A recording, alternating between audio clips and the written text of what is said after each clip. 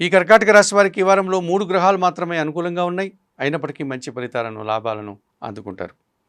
తృతీయంలో కుజుడు సంచరించడం వల్ల జన సహకారం బాగా ఉంటుంది. మీ ఆలోచనలు కలిసి వస్తాయి.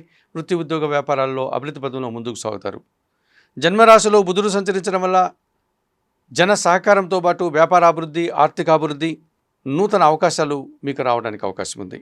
వ్యయములో శుక్ర సంచారం వల్ల కుటుంబ సౌఖ్యాన్ని అందుకుంటారు. సృజన సహకారంతో ఇంటా బయట చాలా కార్యక్రమాలు సునాయాసంగా పూర్తి చేస్తారు. విందు వినోదాల్లో పాల్గొంటారు. అష్టమంలో రాహు సంచారం వల్ల అనవసరమైన విషయాల్లో తలదూర్చడం, ఆర్థిక సమస్యలు, విదేశీ వ్యవహారాలు ప్రతికూలంగా ఉన్నాయి. అష్టమంలో చంద్ర సంచారం వల్ల అశాంతి, నిరాశ, ఆటంకాలు మిమ్మల్ని ఇబ్బంది పెట్టే సూచన కనిపిస్తుంది. ఈ రాశి వారికి వారంలో గురు, శుక్ర, శనివారాలు అనుకూలంగా ఉన్నాయి. దానాలు ఇచ్చేటువంటి క్రమంలో బియ్యం సోమవారం రోజు కానీ, గురువారం రోజు కానీ పేదవారికి దానం చేయండి. స్తోత్రపారాయణ విషయంలో లలితా సహస్రనామ స్తోత్రం నిత్యం చదువుకోండి. ఆలయ సందర్శన కార్యక్రమంలో భాగంగా లలితాదేవిని సందర్శించి నమస్కరించుకోవడం వల్ల ఈ కర్కాటక రాశి వారు మరింతగా మంచి ఫలితాలను అందుకోగలుగుతారు.